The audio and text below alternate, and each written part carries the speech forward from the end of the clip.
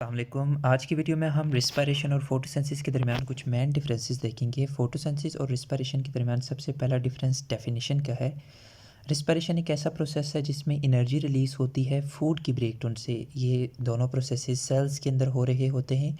मुख्तलिफ ऑर्गेनेलिज़ जो हैं इन रिस्पायरेशन के लिए और फोटोसिंथेसिस के लिए रिस्पॉन्सिबल होती हैं। रिस्पायरेशन के लिए रिस्पॉन्सिबल होती है माइटोकॉन्ड्रिया, प्लस कुछ रिस्पायरेशन का प्रोसेस साइटोप्लाज्म के अंदर हो रहा होता है, जबकि फोटोसिंथेसिस का जो प्रोसेस होता है वो क्लोरोप्लास्ट के अंदर हो रहा होता है। और ये क्लोरोप्लास्ट जो फोटोसिंथेटिक ऑर्गेनिजम्स होते हैं जैसे कि प्लांट्स और फोटोसिंथेटिक एल्गी, उनके अंदर क्लोरोप्लास्ट मौजूद होता है। फोटोसिंथेसिस के अंदर क्या होता है, during this process plants and other photosynthetic organisms जो कि अपनी खुराक खुद तैयार कर सकते हैं, वो अपनी फूड बनाते हैं बाय यूजिंग सनलाइट को यूज़ करके अपने फूड बनाते हैं।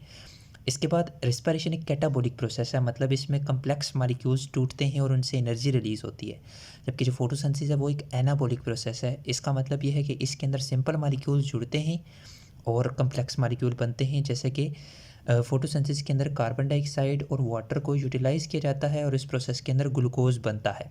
जबकि रिस्पायरेशन के अंदर ग्लूकोज की ब्रेकडाउन होती है और इसके नतीजे में एटीपी रिलीज़ होती है। इसके नतीजे में इसके नतीजे में कार्बन डाइऑक्साइड रिलीज़ होती है, एटीपी भी बनती है। रिस्पायरेशन के अंदर ऑक्सीजन जो है वो यूज़ होती है और कार्बन डाइऑक्साइड रिलीज़ होती है, जबकि फोटोसिंथेसिस के अंदर कार्बन डाइऑक्साइड यूज़ होती है जबकि ऑक्सीजन रिलीज़ होती है।